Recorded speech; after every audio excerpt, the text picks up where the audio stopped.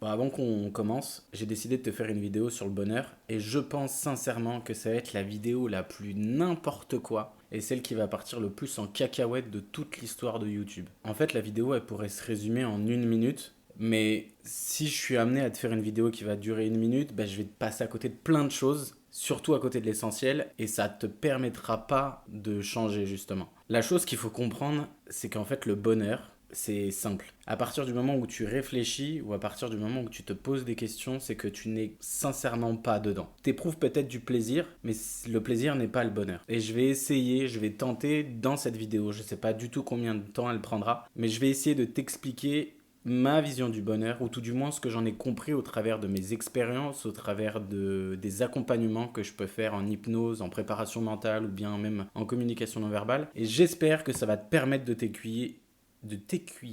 écuyer, c'est pas mal ça. Et ça va te permettre de t'aiguiller le plus possible vers ta quête du bonheur, si bien entendu, tu veux vraiment atteindre le bonheur.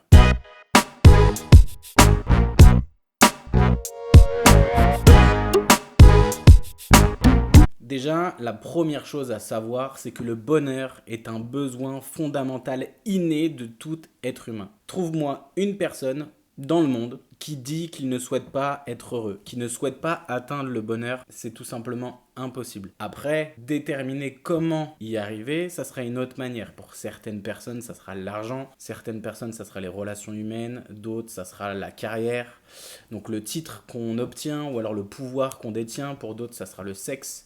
Il faut prendre aussi en considération que tout ce que l'on fait dans la vie, que ce soit les relations que l'on a, que ce soit les choses qu'on va acquérir, que ce soit les expériences qu'on vit ou qu'on essaye de vivre, toutes ces choses sont juste des tentatives pour atteindre le bonheur. Maintenant aussi, ce qu'il faut comprendre, c'est que le bonheur ou le malheur, parce que forcément, s'il y a du bonheur, il y aura forcément du malheur, n'est juste une question de point de vue. Alors je sais que là, tu vas forcément te dire, mais moi, si demain ma mère décède, je peux pas être heureux. Je suis entièrement d'accord avec toi. Maintenant, pour une situation donnée, au cas par cas, c'est sûr que ça va être très difficile de te dire qu'il y aura du bonheur partout. Maintenant, si on prend certains exemples très factuels et qu'on essaye de se positionner en fonction du point de vue, alors à ce moment-là, on pourra voir que le bonheur va te demander d'obtenir une orientation plus vers un côté qu'un autre. Je vais m'expliquer. Si demain, par exemple, avec tes amis, avec ta copine, avec tes parents, avec tes enfants, tu as décidé de sortir et de profiter d'une magnifique journée ensoleillée à la campagne, et que il se trouve qu'il pleut, ah ben forcément, toi, au vu de ton point de vue, tu vas te dire, bah ok, c'est chiant, je peux pas faire ce qu'on avait prévu de faire, du coup, je pourrais pas être heureux avec mes enfants de partager tel pique-nique à tel endroit, de visiter telle grotte ou de visiter telle forêt, par exemple. Et à ce moment-là,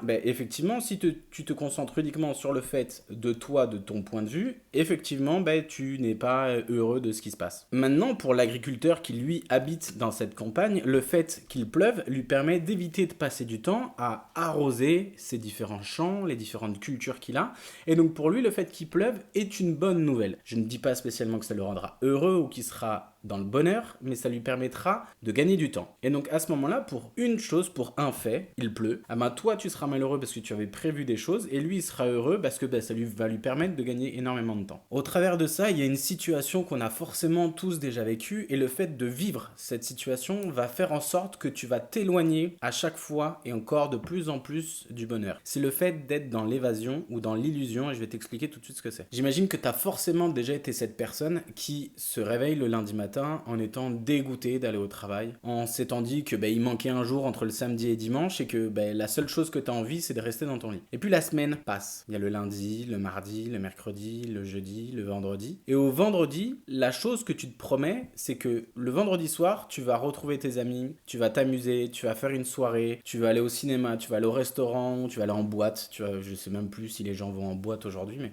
tu vas faire quelque chose qui va te donner l'illusion, et c'est bien ça le terme, de te donner l'illusion que tu vas être heureux. Tu vas être dans le plaisir. Ça, c'est indéniable. Tu vas avoir des amis, tu vas avoir des personnes que tu aimes, et ça va te permettre de te fourvoyer, ça va te permettre de te faire croire que tu te sors justement de cette semaine de merde que tu as passée, et au final, durant cette soirée, tu vas mettre de côté tout ce dont tu penses. Et en fait, la chose qu'il faut comprendre avec justement la soirée du vendredi soir, c'est que vu qu'il y aura une absence de malheur, vu que tu n'es plus au travail, et qu'en même temps, ça va te couper les pensées vis-à-vis de la semaine que tu as passée, tu vas être dans la notion de plaisir. Et la notion de plaisir n'est absolument pas la notion de bonheur. Parce qu'il y a un moment où tu vas aller te coucher, et tu vas te réveiller le lendemain, et tu vas te rendre compte que tous les problèmes sont toujours là, et que tes pensées sur la semaine qui s'est passée sont toujours là. Si peu même que tu aies profité de ta soirée du vendredi pour faire des choses qui normalement sont pas bonnes, comme trop boire, et donc à ce moment-là, le lendemain, tu vas avoir mal à la tête. Le fait d'avoir trompé ta copine ou ton copain, si tu as une copine ou un copain. Le fait d'avoir fait quelque chose qui t'a tellement sorti de ta semaine que tu as fait un petit peu n'importe quoi. Ça t'a tellement désinhibé, que ce soit par l'alcool, que ce soit par les drogues, ou que ce soit par le sexe, que ce soit par le jeu. Et à ce moment-là, tu vas te retrouver à devoir gérer un problème supplémentaire pour cette semaine. Et ton seul moyen, ça va être à chaque fois de renouveler, à chaque fois, chaque semaine, chaque week-end,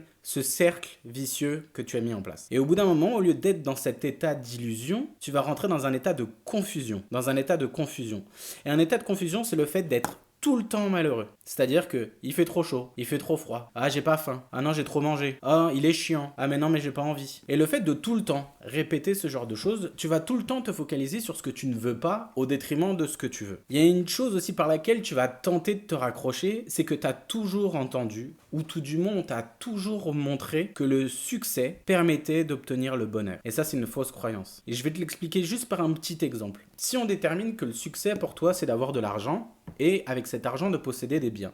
Donc par exemple, d'acheter une maison, d'acheter une voiture en particulier, ou de faire je sais pas quel voyage. Tu vas te rendre compte qu'une fois que tu auras gagné cette somme d'argent, et que tu auras acheté cette voiture, ou que tu auras acheté cette maison, ou bien même que tu auras fait ce voyage, tu es toujours dans la notion de plaisir, mais t'es pas du tout dans la notion de bonheur. Parce que il y aura forcément une personne de ton entourage, ou une personne que tu auras côtoyée, ou quelqu'un de ton entourage qui va te parler de cette fameuse personne qui lui a fait comme toi, mais en mieux. Et donc forcément, vu qu'on est dans une société d'image, où on essaye toujours de se projeter vis-à-vis des autres, parce que notre ego a besoin d'être nourri par ça, alors à ce moment-là, tu vas forcément te tourner vers le fait de faire encore mieux. Et c'est-à-dire que si ton but était d'avoir du succès pour pouvoir t'acheter une fameuse BMW série 3...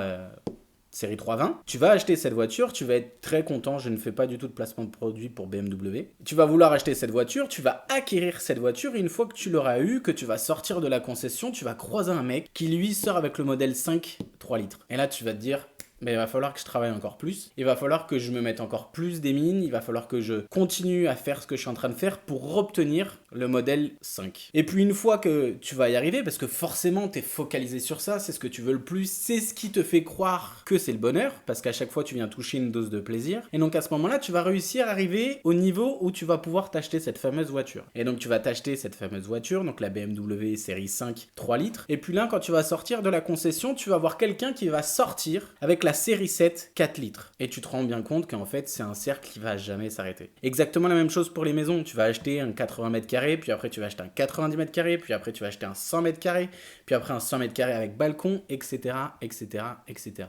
Et tu vas te rendre compte, ou peut-être pas, que en fait, en te focalisant sur des biens matériels, en te focalisant sur ce que les autres toi tu vas être tout le temps à la recherche d'un principe, à la recherche d'une sensation, mais qui n'est pas la tienne. Si tu t'es jamais posé la question de savoir qu'est-ce qui faisait que tu étais heureux dans la vie, à ce moment-là, tu pourras jamais y répondre. Et de réaliser les rêves de certaines personnes, ça ne sera toujours pas réaliser ton rêve à toi. Il y a une chose qui est très très simple à juste prendre en considération, et ça va te prendre même pas 2 minutes. Quel est l'autre mot que l'on dit dans la langue française lorsqu'on fait un cadeau à quelqu'un? Je te laisse réfléchir 2 petites secondes. L'autre mot pour dire un cadeau quand on rencontre quelqu'un, ou quand on va à un anniversaire ou autre, on dit que je t'ai fait un présent. Un présent. On t'a pas fait un passé, on t'a pas fait un futur, on t'a fait un présent. Juste ça devrait t'expliquer que le bonheur, mets-le au féminin. Le bonheur, c'est la bonne heure. Et la bonne heure, c'est quand? C'est maintenant, c'est le présent. Donc à partir du moment où juste tu te focalises sur ça, où tu te dis que l'instant présent te permet de toucher le bonheur, de tout le temps être au niveau de ton cerveau dans un truc proactif, de toujours à penser à demain, ou à être ce type de personne qui va avoir une fiche avec tout marqué dessus. de se dire ah oui mais demain il faut que je fasse ça, mercredi il faut que je fasse ça, jeudi il faut que je fasse ça, etc. etc. Le seul moment que tu vivras toute ta vie, c'est l'instant présent. Sauf que si le moment présent tu le passes à vivre dans le futur, instant que tu ne vivras jamais de ta vie, sauf si tu as découvert la machine à voyager dans le temps, mais c'est pas possible.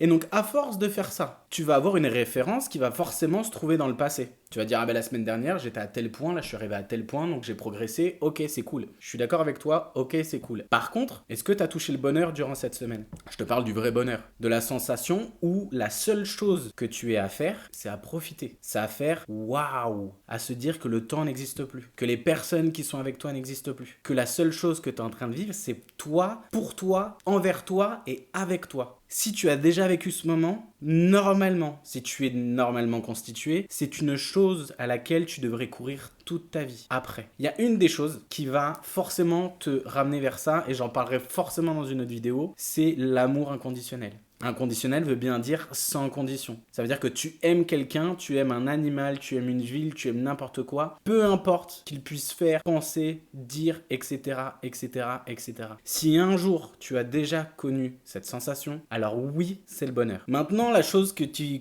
vas certainement te dire, c'est ouais, mais c'est pas de ma faute, moi je sais pas comment faire, etc., etc. Et tu as totalement raison parce que ton cerveau est câblé, je l'ai déjà dit dans plusieurs vidéos, est câblé pour te faire survivre, il n'est pas fait pour te donner du plaisir. Et un exemple super simple. Imagine que tu vas au zoo et que tu es en train d'observer des tigres. Alors je pense que tout le monde va être d'accord avec moi, un tigre c'est magnifique à regarder. Alors peut-être tu préfères les lions, les lionnes, les panthères ou autres, mais un tigre c'est magnifique à regarder. Donc choisis l'animal que tu veux, mais il faut absolument qu'il soit dangereux pour cet exemple. Et tu vas juste te focaliser sur le fait de l'observer. Tu vas voir qu'il a des dents qui sont magnifiques, un pelage qui est super beau, qui a l'air super doux, etc. Et puis tout d'un coup, la barrière où t'étais appuyé, tombe et tu tombes dans la cage du tigre. Bah bizarrement, ça m'étonnerait que tu le trouves toujours aussi beau. La seule chose sur laquelle ton cerveau va se concentrer, c'est sur toutes les armes que le tigre a. Ses dents, ses griffes, ses yeux, ses muscles, etc. Et donc là, forcément, tu vas te rendre compte que ton cerveau, il a beau se dire que 2 secondes avant, il le trouvait super beau, qu'il était certainement super doux, le premier réflexe que tu vas avoir, ben, n'est absolument pas de lui faire un câlin. Ça va être plutôt d'essayer de remonter de là où t'es tombé, ou d'appeler à l'aide, ou de faire en sorte que le tigre ne te voit pas. Tout simplement pour dire que ton cerveau, à l'instant présent, la seule chose qu'il va préférer faire, c'est te faire survivre plutôt que de te faire plaisir. C'était pas spécialement prévu. Je pensais te la faire dans une autre vidéo, mais je me dis que c'est peut-être mieux qu'elle soit directement dans celle-ci. Comme ça t'évitera de te perdre à rechercher les vidéos, etc. Et je vais te donner les 7 angles morts, les 7 freins qui, pour moi, je pense, t'empêchent de vivre dans le moment présent et surtout t'empêchent d'être heureux. La toute première des choses, c'est ce qu'on va appeler le filtrage. Le filtrage est que tu ne vois toujours qu'une infime partie de la vérité. Tu vois toujours en fait ce que tu as envie de voir. Dans toute ta journée, dans tout ce qui va se passer, tu vas forcément te focaliser sur toutes les choses qui se sont passées dans ta journée. Tu vas avoir peut-être, sans exagérer, une vingtaine de choses positives dans la journée qui se sont bien faites. Mais bizarrement, le cerveau, lui, va se focaliser uniquement sur la chose qui est négative. Parce que ce qui est négatif dans notre vie nous permet de devenir meilleur et donc nous permet de survivre. Donc le fait qu'une personne t'ait souri dans la rue, mis à part si c'est la femme de ta vie, tu vas pas spécialement t'en souvenir. Le fait que t'es allé acheter du pain et qu'on t'a rendu un peu plus de monnaie, ok, c'est cool sur le moment, mais c'est pas ce que tu vas raconter quand tu vas arriver à la machine à café quand t'es au travail. Par contre, le fait d'être arrivé en retard parce que tu t'es renversé ton café sur toi, chez toi, que t'as dû te changer, qu'en même temps, quand t'as pris ta douche, la douche, elle était froide, et que quand t'es sorti, t'as essayé de prendre les transports et que là, ton train a été annulé, bizarrement, tu vas plus te souvenir de ça, et quand tu vas arriver à ton travail, il y a beaucoup plus de chances que tu parles de ça. Donc le premier élément qui va te gêner, c'est que ton cerveau va forcément filtrer les informations. Tout ce qui est positif, il va le mettre de côté parce que ça lui sert à rien, et tout ce qui est négatif, il va le mettre en lumière parce que ça lui permettra de survivre à la journée du lendemain. Le deuxième élément, c'est ce qu'on va appeler la suggestion. Alors la suggestion, c'est une chose qu'on utilise beaucoup en hypnose, mais là c'est d'une autre manière. Le cerveau va être très doué pour te suggérer des choses qui ne sont pas vraies lorsque le comportement de quelqu'un n'est pas le même. Par exemple, tu envoies un message à ta copine, à ton copain, et elle te répond juste OK.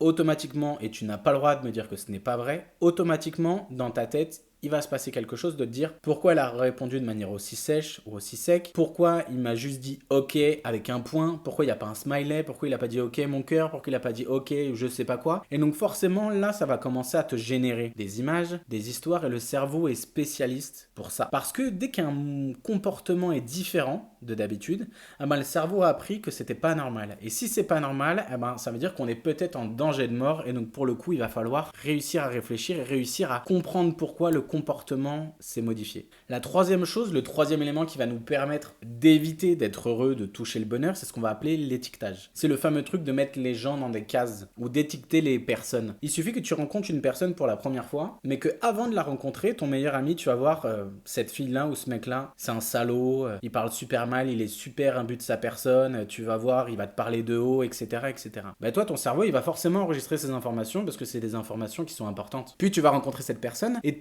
ta vision de lui va déjà être biaisée par toutes les différentes informations que tu vas avoir. Du coup, tu vas avoir énormément de mal d'estimer la personne pour qui elle est vraiment. Si maintenant cette personne est la personne la plus intelligente du monde, la plus sensée, et celle qui a le meilleur cœur au monde, est-ce que tu arriveras sincèrement à le voir? La quatrième chose, c'est ce qu'on va appeler la supposition. Ton cerveau est un expert pour ça. C'est le fait de supposer des choses qui n'existent pas. Admettons, ça c'est certainement arrivé à toutes les mamans ou tous les papas qui se soucient un tantinet de leurs enfants quand ils laissent leurs enfants partir pour l'une des premières fois dormir chez un ami ou alors passer l'après-midi chez un ami ou autre et qu'ils leur disent rentrez à 18h, rentrez à 19h, reviens pour l'heure du dîner, etc. Et que la personne, l'enfant, n'est pas rentré à cette heure-là, les parents vont commencer à se faire des films. S'il m'a pas appelé, s'il m'a pas prévenu, s'il est pas là, c'est qu'il est à l'hôpital, c'est ce qui lui est arrivé quelque chose, c'est qu'il y a quelque chose qui va pas, etc., etc.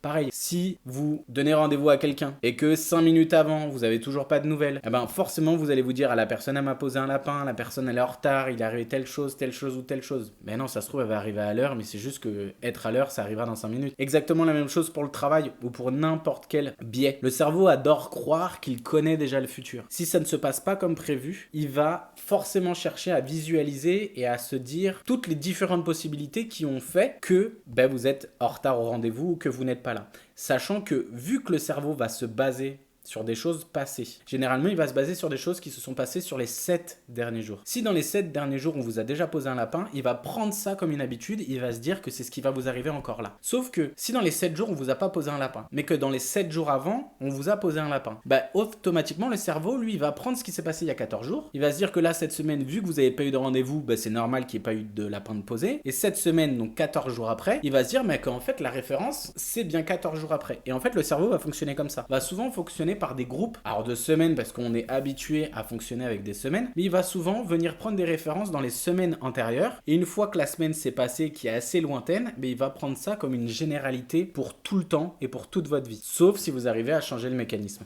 Et ça, c'est le cinquième, c'est ce qu'on va appeler justement la référence. Il y a une histoire qui est assez drôle justement dans les croyances, dans les fausses croyances, c'est l'histoire du gigot. Et l'histoire du gigot dit juste, pour vous la faire vite, il y a une dame qui invite des amis chez elle à manger, elle fait un gigot, elle donne le gigot à tout le monde le trouve génial et tout le monde lui demande la recette. Donc elle a dit, en fait, j'ai rien de particulier, la seule chose que je fais au gigot, c'est que je coupe les deux côtés du gigot pour que le goût soit meilleur. Elle se pose des questions et elle se dit, est-ce que c'est vraiment ça la recette? Je vais demander à ma mère. Donc elle demande à sa mère s'en souvient plus, elle lui dit va demander à ta grand-mère, qu'elle va demander à sa grand-mère, puis sa grand-mère lui dit moi je me souviens que c'était ma mère qui faisait ça, va lui demander. Donc elle décide d'aller voir son arrière-grand-mère et lui demander pourquoi elle a coupé les deux bouts du gigot, est-ce que c'était vraiment pour que le goût soit bon. Et la grand-mère lui dit simplement, l'arrière-grand-mère lui dit simplement, ah non, moi je coupais le gigot de chaque côté parce qu'il était, on avait un four qui était trop petit et du coup le gigot ne rentrait pas dedans. Tout ça pour expliquer que quand il y a des choses qui sont faites de manière habituelle, donc quand on se base sur des références, des choses qui se sont toujours passées comme ça, ce qu'on va appeler la mémoire transgénérationnelle, ce qu'on va appeler les habitudes, tout simplement. Les habitudes vont se créer en habitude à partir du moment où il y a 6 générations qui ont fait exactement la même chose. Et à partir de ce moment-là, c'est quasiment impossible de remonter à l'origine, soit du problème, soit de la solution. Donc les recettes de grand-mère, tout ce genre de choses. Et le cerveau va fonctionner exactement de la même manière. Si vous l'avez fait une fois et que ça s'est mal passé, que vous l'avez fait une deuxième fois et que ça s'est mal passé, et que vous le faites une troisième fois, il y a énormément de choses pour que ça se repasse mal. Parce que lui se sera dit que les 2 premières fois ça s'est mal passé, donc pourquoi ça se passerait bien? Donc pareil, réussir à changer ce mécanisme fera en sorte de vous permettre de tendre vers le bonheur. Le 6e point, et donc l'avant-dernier, c'est ce qu'on va appeler l'exagération. Je pense que j'ai pas besoin spécialement de vous expliquer ce qu'est l'exagération, notre cerveau le fait vraiment, mais si je vous donne un simple exemple, si une mère de famille dit à son mari ou dit à son patron ça sera plus intéressant, j'ai ma fille qui a été malade tout l'hiver, c'est pour ça que j'ai été autant absente. En vérité, elle a été malade que 6 jours, sa fille. Mais bon, si elle a été malade que 6 jours sur 3 mois, je pense que le patron, il va lui dire « Ouais, mais là, vous avez exagéré, vous avez pris trop de jours. » Par contre, le simple fait de dire que sa fille a été malade tout l'hiver, donc de développer un petit peu ce côté, je le dis amicalement, marseillais, le fait de venir augmenter justement le souvenir ou de venir augmenter ce qui s'est passé, va permettre d'obtenir la réponse que l'on veut obtenir chez l'autre. Et donc le fait d'exagérer ça, pour le cerveau, lui, il va considérer que c'est vrai. Et donc à partir du moment où on vient tout le temps exagérer, cela va faire en sorte que le cerveau justement va être biaisé, et lorsque vous allez toucher à quelque chose qui normalement devrait vous rendre heureux, vu que la dose sera toute petite par rapport à tout ce que vous avez pu fantasmer, vous n'allez pas prendre conscience que vous êtes en train d'être heureux. Et la dernière chose, le dernier élément, roulement de tambour, ça va être ce qu'on va appeler l'émotion. Il y a des émotions qui vont être rationnelles et des émotions qui vont être irrationnelles. Une émotion rationnelle sera le fait, par exemple, d'avoir peur lorsque quelqu'un vous pointe un pistolet entre les 2 yeux. À ce moment-là, avoir peur, c'est une émotion qui est rationnelle. Par contre, le fait d'avoir peur en regardant un film où une personne qui n'est pas vous se fait pointer un pistolet entre les 2 yeux, là, c'est ce qu'on va appeler une émotion irrationnelle. Et notre cerveau va fonctionner énormément sur ça parce qu'il se dit que dans cette situation, ça nous protégerait. Et donc, il va l'assimiler à nous-mêmes et selon notre empathie, on va réussir à ressentir ce que la personne ressentirait à avoir un pistolet entre les 2 yeux. C'est exactement ce qui se passe chez les personnes qui ont des phobies, par exemple la phobie de l'avion. Sauf que les personnes, elles sont jamais montées dans un avion. Elles ont même pas envie de rentrer dans un avion. Pour le travail ou même pour le plaisir, elles ne prendront jamais l'avion. Mais pourtant, elles ont peur de l'avion. Elles ont peur de l'avion parce qu'il y a des personnes dans leur entourage, ou alors elles ont entendu à la télé, etc., que c'était dangereux. Et donc, elles se sont créées une peur afin de se protéger, mais aucune situation de leur vie va faire en sorte de les mettre dans cette situation-là. C'est exactement pareil pour les personnes qui ont peur des serpents. Par exemple, en étant en France, si vous avez peur des serpents et que vous n'en avez jamais vu en vrai, et que vous n'avez pas pour mission d'aller voyager en Australie, d'aller en Asie, d'aller dans des pays où il y a des serpents, vous n'avez pas de raison d'avoir peur des serpents. Parce qu'il y a un côté irrationnel. Si le simple fait de fermer les yeux et d'imaginer qu'il y a un serpent qui est sur votre dos et que vous avez peur, c'est irrationnel. Donc c'est bien pour dire que les différents biais que je vous ai expliqués, les 7 freins, vont tout faire pour vous empêcher d'être heureux et d'atteindre le bonheur, et au contraire vont faire en sorte de vous ramener dans quelque chose de peureux, de malheureux, de colérique. Par contre, pour les solutions, pour comment faire pour réussir à être heureux, parce que j'imagine que maintenant c'est forcément la question que vous allez vous poser, je vais pas vous la mettre dans cette vidéo-là. Je vous la ferai dans une autre vidéo qui paraîtra peut-être la semaine prochaine, dans 2 semaines, mais je vais essayer de vous la faire durant le mois de novembre. La seule chose que moi je vais vous demander, bien entendu, c'est d'être curieux. Mais c'est d'essayer, et même pas d'essayer, c'est de faire une petite chose qui vous permettra d'être heureux aujourd'hui. Qu'est-ce que vous pouvez faire aujourd'hui qui pourrait vous rendre heureux? Dans quelle situation vous allez pouvoir vous dire, là, je suis au bon endroit, au bon moment, avec la bonne personne. La bonne personne, ça peut être vous et vous-même, avec personne d'autre. C'est la seule chose que moi je vous demanderai si vous arrivez jusqu'à la fin de cette vidéo. Prenez le temps d'être curieux, on se retrouve bientôt.